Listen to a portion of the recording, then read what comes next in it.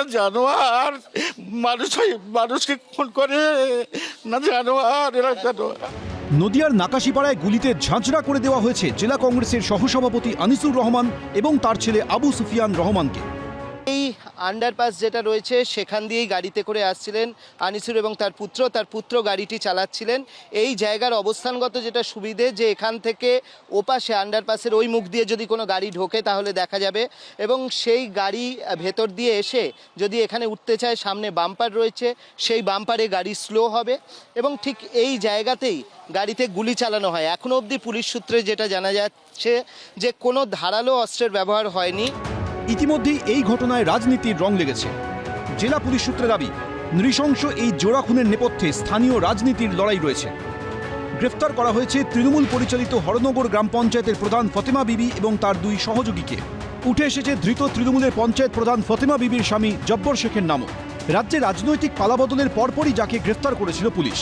এদিন এই জব্বর শেখকে নিয়ে চাঞ্চল্যকর দাবি করেন মুখ্যমন্ত্রী শুভেন্দু অধিকারী। আমরা তো সবাইকে আইনের শাসন দিচ্ছি, তামান্নার ক্ষেত্রেও দিয়েছি। ওখানে জব্বর শেখ জেলে আছে, জেল থেকে মারিয়েছে প্রাথমিকভাবে এসপি আমাকে যা জানিয়েছে।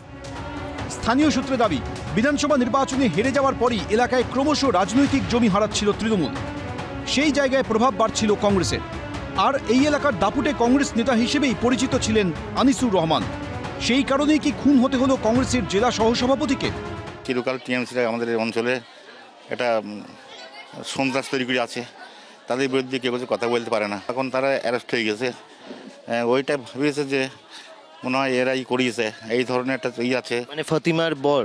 হ্যাঁ, ওনারই লোক দিয়ে কাজ করতে। এখন যে পরিবর্তন হয়েছে এটা তাও তো তাদের ভয় করছে না, তো মনে হয় যেন থানা পুলিশ তাদের টিএমসির হাতে এখন আছে। তীব্র নিন্দা করছি। এখন কথা হলেই তৃণমূলের পঞ্চায়েত প্রধান, এবার দেখতে হবে সেই তৃণমূলের সে এখন ভালো তৃণমূলে চলে গেছে কিনা। দোষ পেয়ে গেলেই সেটা থেকে যাবে তৃণমূলে, আর ভালো হলে সেটা চলে যাবে চাটনে। এটা তো হতে পারে না। ভালো তৃণমূলকে কোথাও কোথাও আড়াল করা হচ্ছে। কংগ্রেসের অভিযোগ, তৃণমূলের গুন্ডারাই এখন বিজেপির ছত্রছায়া চলে গেছে। কেন আনিসুরকে মারা হলো? তার কারণ তৃণমূলের সরকার গেল। তৃণমূলে যারা গুন্ডামি করতেন, মস্তানি করতেন, তারা এখনো গুন্ডামি মস্তানি করছেন।